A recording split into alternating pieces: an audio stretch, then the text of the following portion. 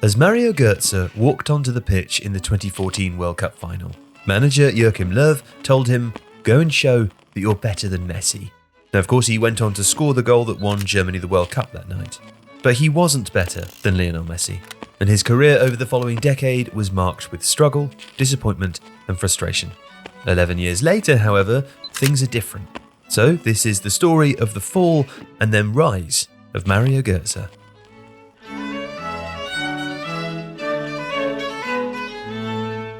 The hype around Gotze began long before the 2014 World Cup. He'd broken into the first team at Borussia Dortmund aged 17 and won back-to-back league titles with Jurgen Klopp's side by 20. The German press likened his agile, quick dribbling to Messi, and Ronaldinho referred to him as a star in the making. Naturally, he piqued the interest of Bayern Munich. Klopp did his best to convince Gotze to stay at Dortmund, and Gotze in fact later admitted that he wished that he had. But having grown up a Barcelona obsessive, the lure of working with Bayern's manager at the time, Pep Guardiola, was too big to ignore. And of course the move itself was controversial.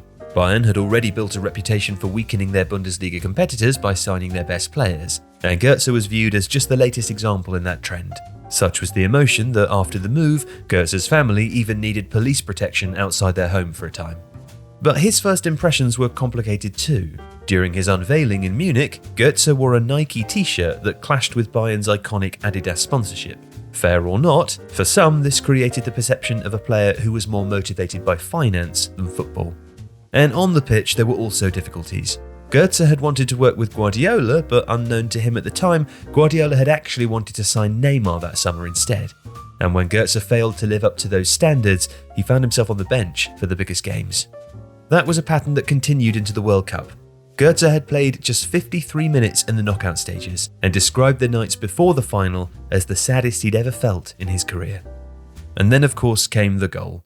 He followed the tournament with a respectable season, but expectations for the World Cup winner were high, and his goal contributions were not in the same realm as those he'd hoped to emulate. However, at this time he pushed harder than ever. He worked out after training and even did double sessions on his own. But by the end of his time with Bayern, he felt the speed and agility that had defined his game in those early years was already gone. So in 2016, Gotze moved back to Dortmund in hopes of rediscovering that form, but began picking up injuries and losing his shape, and the reaction was unforgiving. He was accused of not working hard enough by the press, while even his own teammates nicknamed him Pummelfi, or Chubby Fairy.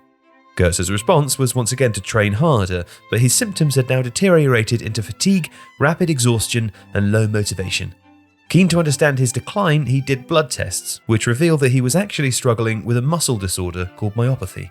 As his physio, Dr. Thierry Mouriche, put it, he had muscle composition like a bodybuilder, but no strength in the muscles.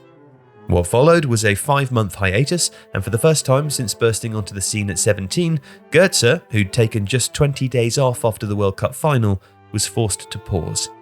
He would later describe not playing football as hell. He did return to Dortmund, but he struggled to get back into the team, and having scored the goal that won the 2014 World Cup, he was left out of the 2018 Germany squad altogether.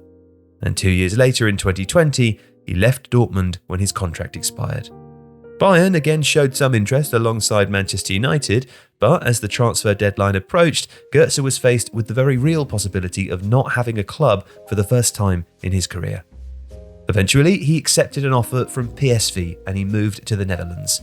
But the fear of the black hole beyond football had not left him. He began studying how athletes like Joe Montana, Serena Williams, and David Beckham had transitioned into businesses beyond their career, and he set up his own venture capital and private equity firm to prepare for life after football. As well as developing professionally, he focused on becoming a more rounded person and took up hobbies like yoga, taekwondo, and knitting. With a more holistic approach off the pitch and diminished public expectations, he began to rebuild his career.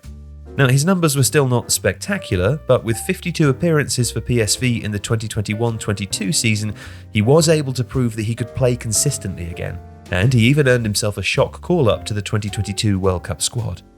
And then, the same year, Gotze returned to Germany. He joined Eintracht Frankfurt and has since evolved from the final third dribbler that he was into a deeper quarterback who unlocks the strengths of his younger teammates. And crucially, the expectations that burdened him for so much of his career have ebbed away. Mario Gotze finally appears to be enjoying football again. If you like this video, please consider subscribing to the channel. The Athletic is home to some of the world's best sports journalists, including David Ornstein, Daniel Taylor, Ollie Kay, Amy Lawrence and James Horncastle. With the latest transfer news and insight on every Premier League football story that matters, theathletic.com puts you inside football. And you can try it for free now for 30 days. See the link in the description.